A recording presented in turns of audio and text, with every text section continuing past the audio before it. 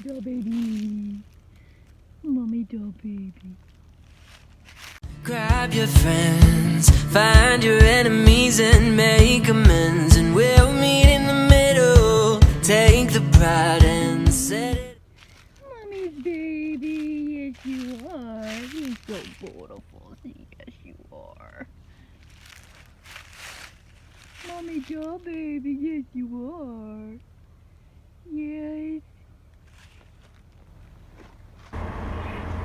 So first thing I would like to get into is desensitizing your dog. I like to kind of prepare my dogs in case they're scared. If they were to by chance get off the leash, that kind of thing, I want them to come to me. And the best way I know how to do that is to try to desensitize them as much as possible. Right here, we are in my grandbaby's play yard area, and what I'm doing is that there's a road and a fence.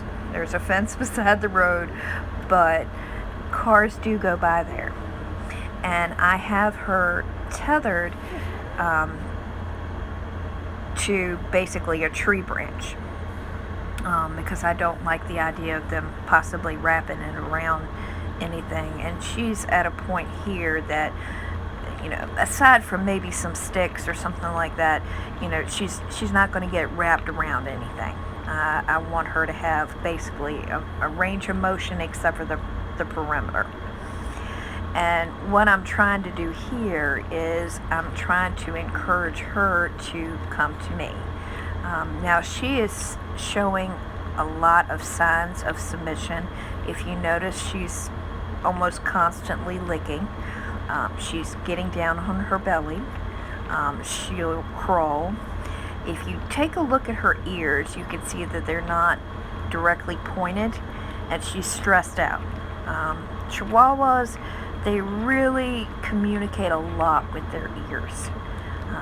Now, some, I don't know if it's because they're taped or what, but they can stay pointed even if they're sick. But for me, most of mine, they communicate a lot.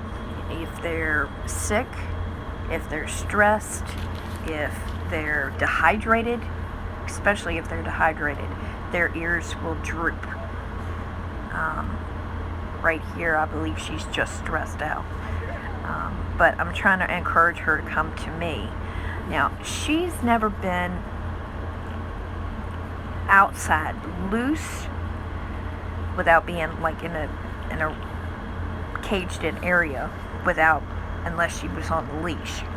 So she's finding it very unusual, and she's scared, and I'm the comfort.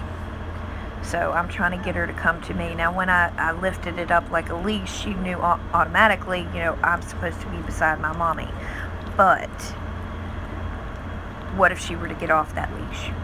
You see what I mean? Things, scare them. Birds. There are also a lot of birds around here, just actually small birds. But birds are basically, a bigger bird could take them off. So that's one of the things that do scare them is birds. She's trying to get as low to the ground as possible. And what I like to do, and I'm not really a treat person. Treats, what I've tried to do is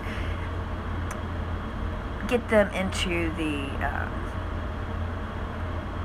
more of the interactive toys. I'll use the treats for that.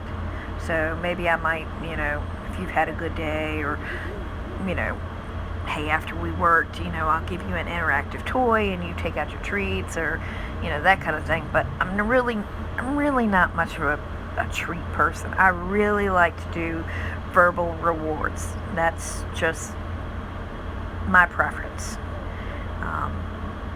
As you can see, she's starting to relax a little bit. Please help us by taking a few seconds to and subscribe.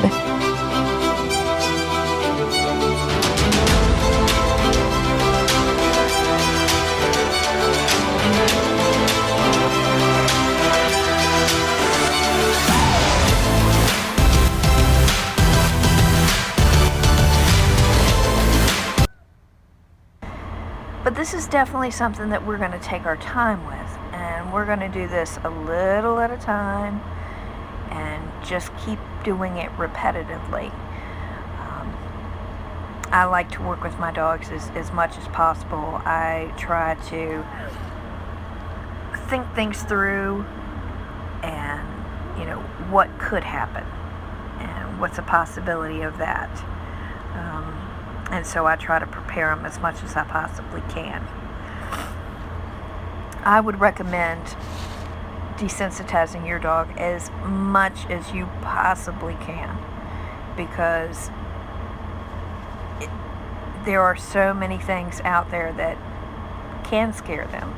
I would also like to take this opportunity to say that I would not, absolutely would not recommend tying a Chihuahua. Even if it's on a harness, I don't like to tie dogs at all. I prefer a kennel type, for larger dogs, that kind of thing. Fenced in area, something like that. But for me, I absolutely would not suggest tying a Chihuahua, unless absolute supervision. You're right there with them. Like I said, this is more of a training session. This is not, hey, I'm going to tie you outside because I don't want to walk you or whatever. This is, okay, I need you to be tethered so that I can get you to voluntarily come with me.